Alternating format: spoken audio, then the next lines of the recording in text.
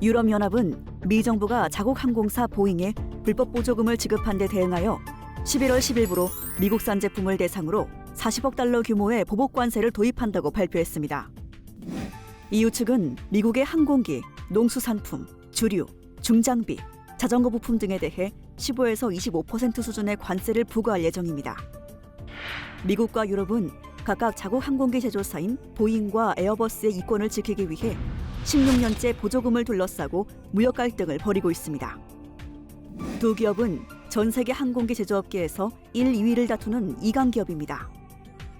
앞서 WTO는 프랑스, 독일, 스페인, 영국이 에어버스의 기존 개발을 위해 진행한 저금리 대출 지원이 보잉사에 불리하게 작용했다고 판결했고, 이로 인해 미국은 지난해 에어버스 항공기 및 치즈, 위스키, 올리브 등 농산품에 75억 달러 규모의 보복 관세를 도입했으며, 올해는 에어버스 항공기에 대한 보복 관세를 10%에서 15%로 인상했습니다.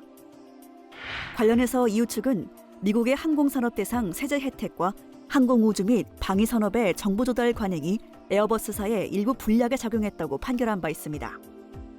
한편 이번 관세 발표가 16년째 이어온 항공기 전쟁을 끝내는 기회가 될 수 있다는 긍정적인 분석도 있습니다. EU 측은 트럼프 정부가 EU를 대상으로 한 보복 관세를 철회하지 않아 해당 조치를 결정했으며, 미국과의 협상을 통해 분쟁 해결을 희망한다고 발표했습니다. 대선 직후 보복 관세를 도입한 것은 새로 출범하는 바이든 행정부와의 협상 타결을 희망하는 신호로도 평가됩니다. 현재 코로나19 확산에 따라 보잉과 에어버스를 포함한 항공산업 전체가 자금난을 겪고 있고, 양사가 하이브리드 엔진 개발을 서두르고 있어 보조금 지급을 둘러싼 불확실성 해소가 필수적인 상황입니다.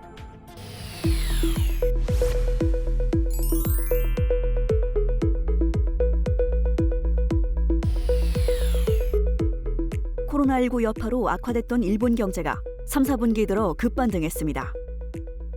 전기 대비 5%의 플러스 성장으로 이는 1980년 이후 최대 성장폭입니다.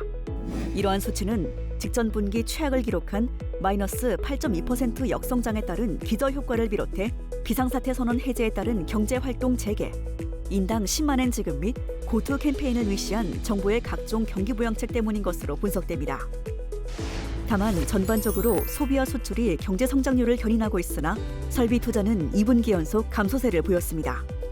일본 정부는 장기적인 관점에서 경제 회복을 위해 추가 경제 대책과 3차 추경 예산 편성을 고려하고 있으며, 특히 RCEP 체결을 통해 아시아 수출 활로를 모색하고 있습니다.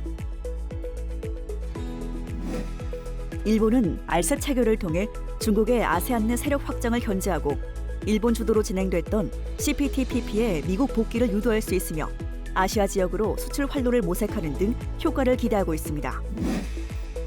일본 국제문제연구소는 지난 11월 15일 출범한 RCEP 협정에 포함된 관세 철폐, 비관세 장벽 완화가 모두 실현될 경우 일본은 실질 GDP에 5%의 경제 효과가 있을 것으로 추산하고 있습니다. RCEP의 상품 관세 철폐율은 품목수 기준 92%로 제한적이나, 일본은 RCEP을 계기로 한국, 중국과 최초의 경제협정을 체결하였으며, 진출 기업에 대한 기술 이전 요구 금지 조항이 포함되었다는 것이 긍정적으로 평가되고 있습니다. 한편 최근 일본 및 세계 주요국에서 코로나 재확산세가 시작되고 있어 일본 경제가 코로나19 사태 이전 수준으로 빠른 경제 회복을 보이기는 어려울 것이라는 관측이 지배적입니다.